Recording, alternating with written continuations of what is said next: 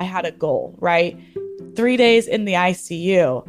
People were coming to visit me and they're like, oh my God, are you okay? I'm like, I don't know, but I'm going to get this bike. And I would show them the Instagram videos. I'm like, I'm going to get this bike and I'm going to be back out here. And that's what I'm going to do. I was like, I just need to get to rehab and I can learn how to live and I'll be back out there and I'll see you in like a couple months. A few years ago, Annijke Wade was just starting a career as a professional mountain biker when her entire life changed in an instant. She was training at a bike park in New Mexico, and she hit a jump at the wrong angle and fell hard. The accident left her paralyzed from the chest down. It was a traumatic event, but it didn't stop Annijke from continuing her career as a professional off-road cyclist. I'm Shelby Stanger, and this is Wild Ideas Worth Living, an REI Co-op Studios production presented by Capital One and the REI Co-op MasterCard. Since her accident, Annijke Wade has become a talented para-cyclist. She rides a mountain bike with 3 wheels and propels herself forward by rotating her handlebars in small circles, almost like pedaling with her hands. Even though her relationship with cycling has changed over the years, Annijke has always loved the thrill and freedom of whipping down trails, taking sharp corners, and venturing far into the wilderness. Annijke Wade, welcome to Wild Ideas Worth Living. I'm very excited to chat with you today. Thank you so much for having me, Shelby. Excited to be here. So what was your relationship with outdoor sports growing up? As a child, kind of my first loves were really like hiking and camping. And so I got into hiking and camping through Girl Scouts. I just loved being outside and connecting with nature.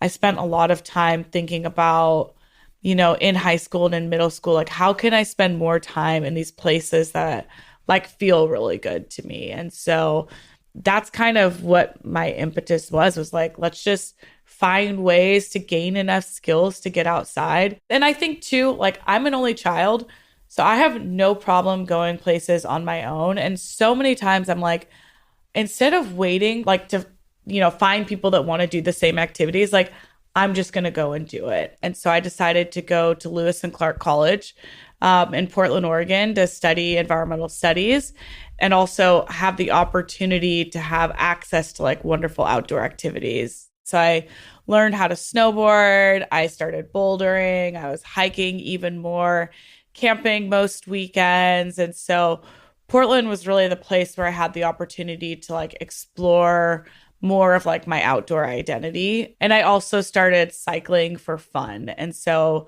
originally I got a bike so I could get to like my job at a campaign downtown Portland. And then I started riding like 20, 30 miles on the weekends just to like explore the city and see kind of what was there. Portland has such a good bike culture. So then how did you get into like gravel biking? Because I feel like that is where you fell in love. I eventually got a job with the Forest Service as an intern.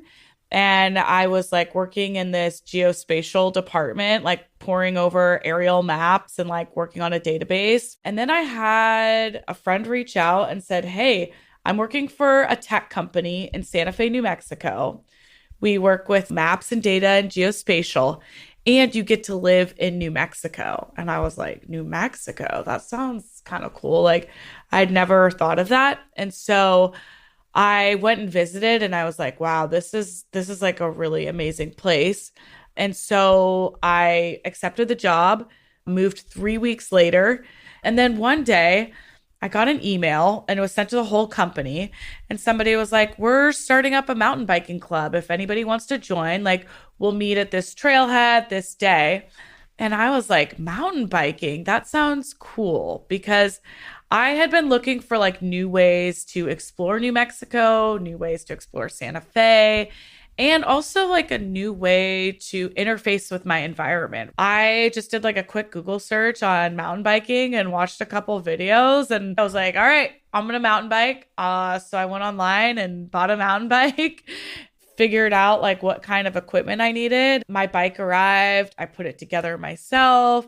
I went and hit the trails and did like, a 3-mile bike ride. And it just like was very fulfilling. I was finding that there was like this, meditative state I could get into when I was like on the trail and all I could think about was the trail in front of me. I was getting to explore so much more of Santa Fe, unlocking these, new trails.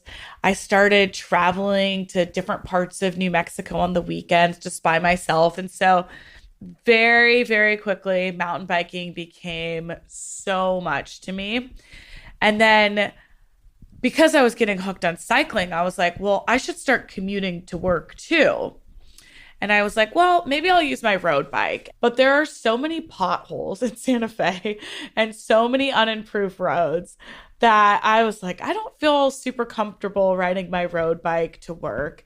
Somebody had mentioned gravel biking, like get a gravel bike, like thicker tires. And I was like, gravel biking, what's that? And they're like, well, it's drop bar biking, a little bit thicker of tires. Like you're getting into mountain biking so you can ride off road too. And I was like, oh, maybe a gravel bike would be the perfect commuter for me.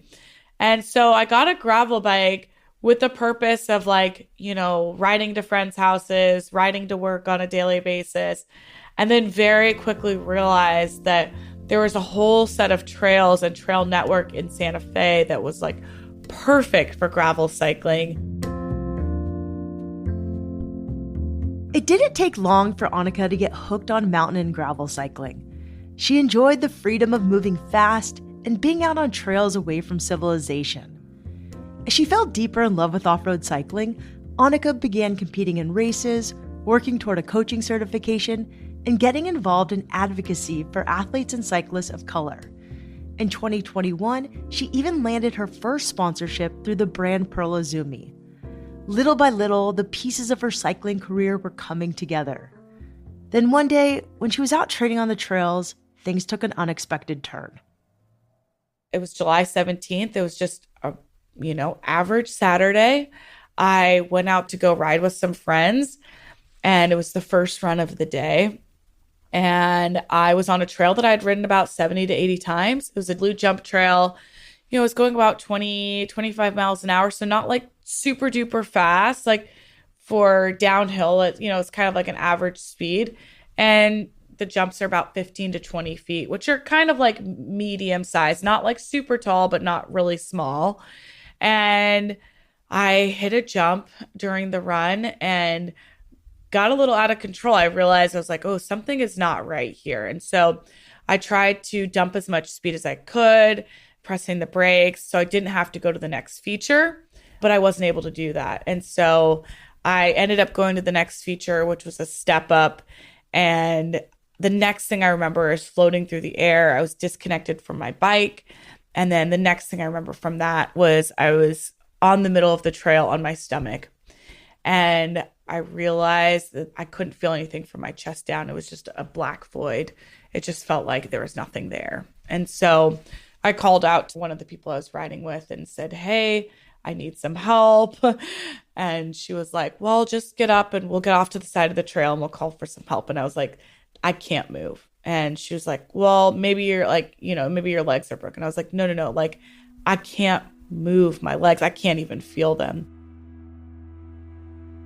And so I very quickly realized that this was like a very serious incident. The first thoughts through my mind actually when I landed was like, I like went to go rub my tongue on my teeth to see if they were all there because I was like, I don't want to deal with any dental work. I was like, I know how hard it is to like deal with like a lost tooth. And so I realized I was like, okay, all of my teeth are intact. I don't seem to have any broken bones that I can tell, but something else is going on. And so we spent the next like hour or so working with bike patrol and folks on the trail to get me off of the mountain. I got down from the mountain and then I took an ambulance to Taos to have like a CAT scan and an MRI. And that's when we started to realize like, oh, this is like getting even more serious. And I noticed like people were just moving very, very quickly around me with like a kind of a sense of like expediency. And I was like, oh, something is like really not good. Like I've never had so many people like shuffling around and, and at that point I was like, am I dying? Like what's going on? And so I kind of became a little bit worried. And then I got airlifted to UNMH hospital. So University of New Mexico Hospital in Albuquerque. The next morning, I had surgery on my back. My accident happened on a Saturday. So it was like, I think it was Monday at 6 p.m. The doctor came in and said, hey, like, you have a spinal cord injury. You're probably never going to walk again. And this is going to be your life. And so that was like very hard news to hear. You don't even know how to receive that information. But in a lot of ways, that kind of helped, set me on the path of acceptance, right? I was like, okay, I know what's going on. I'm not going to be able to walk. So now I need to figure out how I'm going to live and what's next. And so when I was in the ICU, I was on Instagram and I realized I followed a couple people that had spinal cord injuries like already. And there was one guy that was riding an adaptive bike at Winter Park Resort. So it's like day 3 after my accident. And I was like, oh, okay, I'm going to get that bike, that same bike this guy has. And I'm going to be back on a bike in like a couple months. And so, yeah, I decided day 3 that like, I'm not going to let this stop me. And I'm going to get back to mountain biking, get back to my community and get back outside. You have an incredible disposition. Not a lot of people could have taken that news the way you did. How did you get into acceptance so fast? I've talked to several people with spinal cord injuries, and they don't accept it at first. And anybody with big news, it's like hard to accept something that maybe you didn't want to have happen to you. I mean, I think the further out I am from my injury and my accident, the more I realize how rare it is to accept something like that so early on, right? But in the moment at the time, it was like, that's what I needed to do, right? And I had become so in love with mountain biking. I had a wonderful community of people. I felt like this was finally the sport for me, the way for me to interact with my environment, that I just wanted to get back out there and I didn't want to skip a beat. And I wanted to be able to still enjoy the outdoors. So for me, it was like seeing somebody, with a bike out there living life was like, that's what I needed. I was like, oh, yeah, like this guy out here is shredding and he's like happy and having fun. Like that's going to be me. Like I'm not going to let this stop me. And it helped me so much because now I had a goal, right? 3 days in the ICU, people were coming to visit me and they're like, oh my God, are you okay? I'm like, I don't know, but I'm going to get this bike. And I would show them the Instagram videos. I'm like, I'm going to get this bike and I'm going to be back out here. And that's what I'm going to do. I was like, I just need to get to rehab and I can learn how to live and I'll be back out there and I'll see you in like a couple months. And people were like, what? Like, what are you talking about? But for me, I needed that goal. I needed something to look forward to and something to kind of like set my sights on it. And it helped me immensely.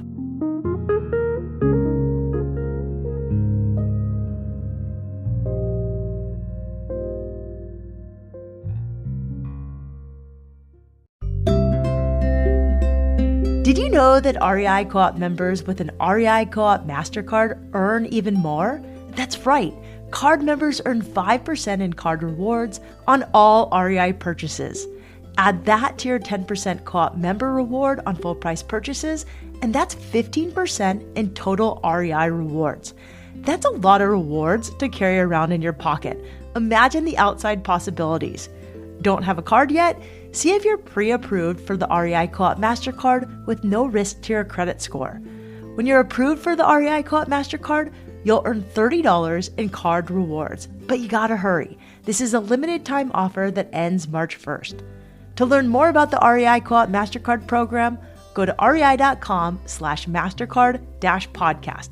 That's rei.com/MasterCard-podcast. Terms apply.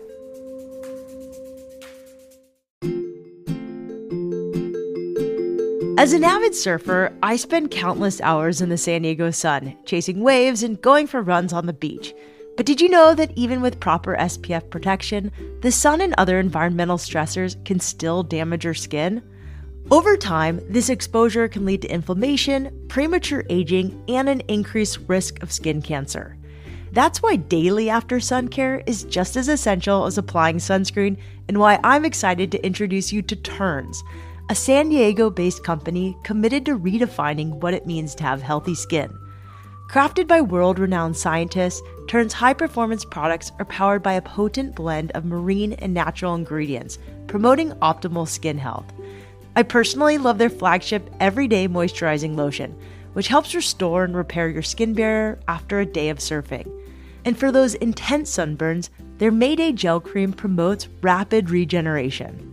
So whether you're catching waves or hiking trails, I highly suggest making Terns a part of your daily routine. Check out their incredible line of products at terns.com, that's TERNS.com, and use code WILD to receive a 25% discount off your first order. That's WILD at checkout to get 25% off.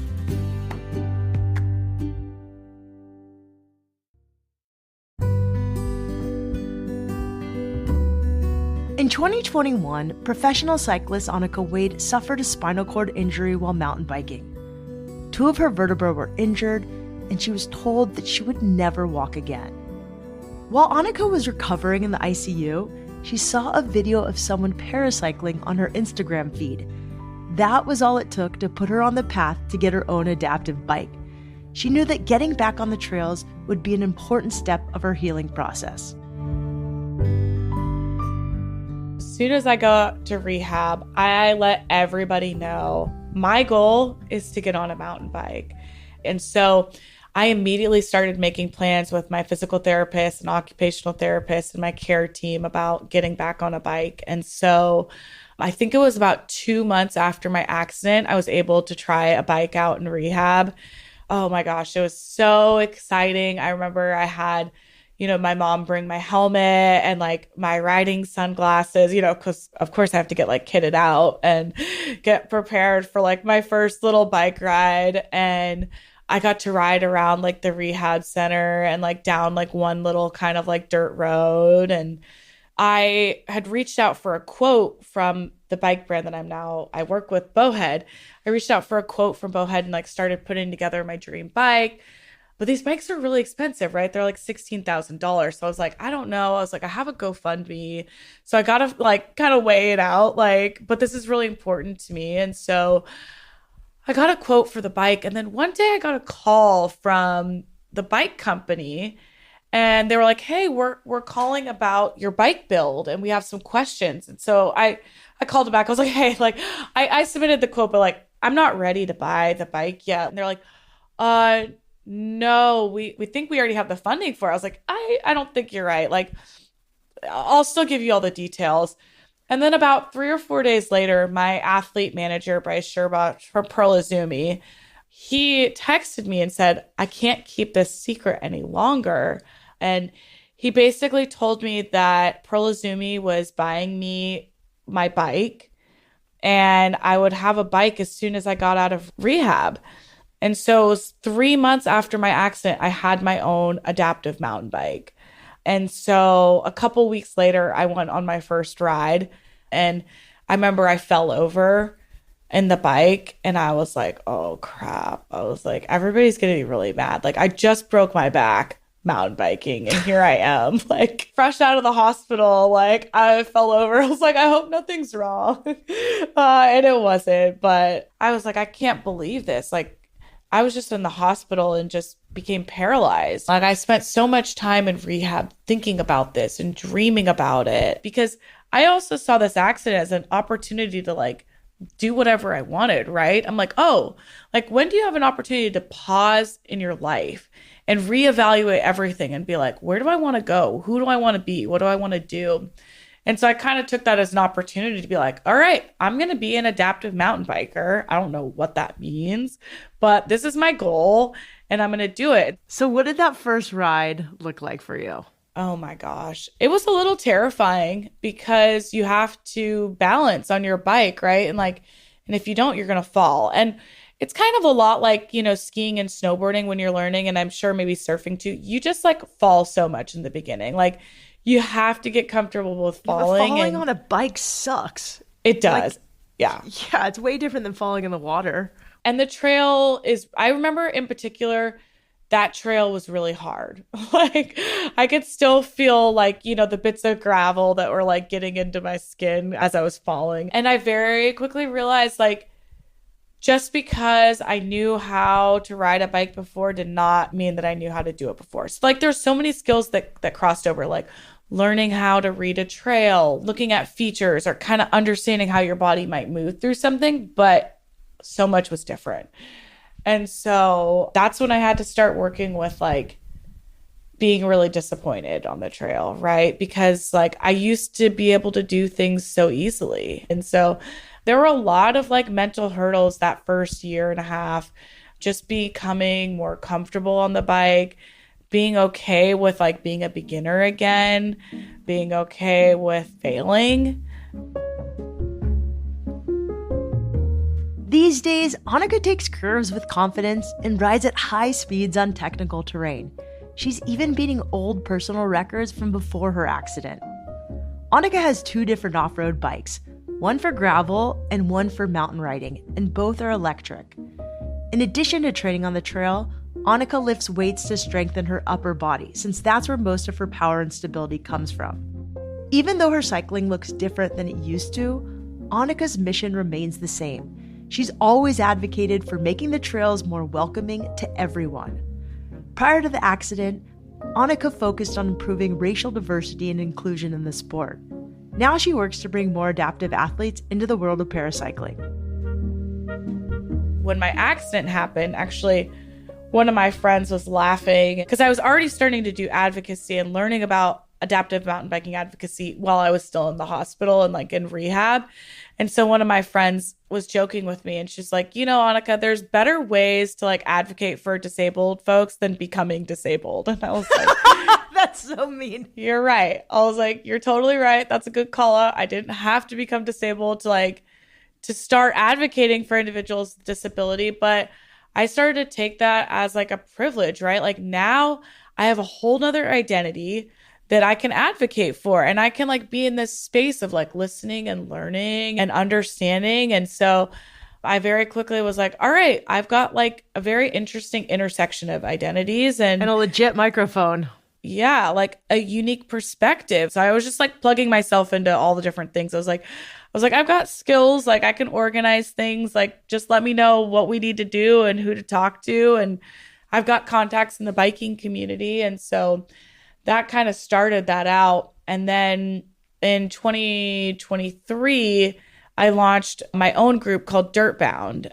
And the idea here was to really start to use like the platform I have to give back to other people, right? Like I had just completed my first gravel race and I was like, I want to find ways to bring more people into this space. And so I created an organization called Dirtbound that aims to support individuals in para off-road cycling and empower and educate.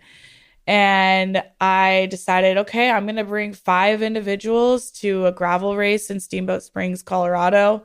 We're going to pay for their lodging, their travel, and their food, and do a program like, building confidence and teaching folks about off-road cycling and like getting their nutrition plan together, basic bike maintenance, like what it's like to race. And it was super awesome. And it was exciting because I felt like I was able to kind of use all of my industry connections, everything I've learned in this space to start to create a community for other people. I think one of the things I was like really focused on before my accident was like racing and like competition. And in the past like year and a half, I've really kind of shifted my focus to just like the joy of being outdoors, right? Like it's not that I don't want to race. It's not that I don't want to be competitive, but I just find it so healing to be connected with my community and connected with the outdoors. And I want more people to have that opportunity. And so for me, that's what excites me. It excites me to see people trying out the sport for the first time, building confidence and gaining those skills and being able to access that joy themselves, right? Like there are some hurdles, right? Like you have to get comfortable with your equipment. Like your first few rides are probably not going to be that much fun, right? Like you're going to be a little bit nervous, but like when you finally are able to access that joy, that to me is exciting, right? And I think especially individuals with disability, like it's so important for us to find ways to just enjoy life, right? Like so much of the world is not built for us. It's not accessible. We're dealing with significant hurdles for medical care, access, and financial hurdles that having those small moments of joy, I think really, really carry you. And so that's what excites me about adaptive mountain biking is getting people outside, getting them to experience joy. What advice would you give to other adaptive athletes or newly adaptive athletes? Yeah, I think, the biggest piece of advice is just to go and try the sport, right? And really like keep an open mind and be okay with like not knowing what you're doing. I think one of the hardest things about trying a new sport is just going out there and doing it, right? Because you can build it up so much in your mind. Like, what if I look silly? What if I fall? What if I don't know what I'm doing? What if I can't get in and out of the equipment? What if? Like, you can just go on and on and on, but you really just need to take that first step and just try it, right? And you're not going to be good the first time. And if you are, that's incredible, right? Like, more power to you, but you just have to start the thing. And I think to me, it's so important to be outside and in nature that I want to emphasize to people, like, that's the most important thing, right? It's not about like how fast you ride. It's not about how good you are at doing something or what type of equipment you have, or sometimes it's just about being outside in nature, right? And like these pieces of equipment, that's what allows us to do that. And especially as a person with a disability, like I don't take being outside for granted, right? Like it's so much harder for me to be outside. I interface with the world in such a different way. I have different capacity to engage with things. So being outside is very, very healing, and I'll take whatever I can get.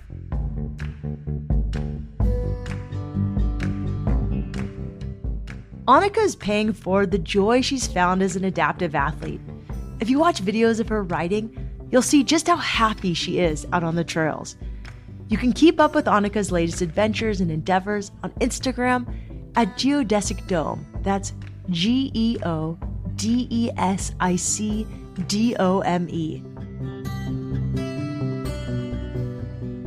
Wild Ideas Worth Living is part of the REI Podcast Network. It's hosted by me, Shelby Stanger, produced by Annie Fassler, Sylvia Thomas, and Sam Piers-Nitzberg of Puddle Creative. Our senior producers are Jenny Barber and Hannah Boyd. Our executive producers are Paolo Motola and Joe Crosby. As always, we love it when you follow the show, take time to rate it, and write a review wherever you listen. And remember, some of the best adventures happen when you follow your wildest ideas.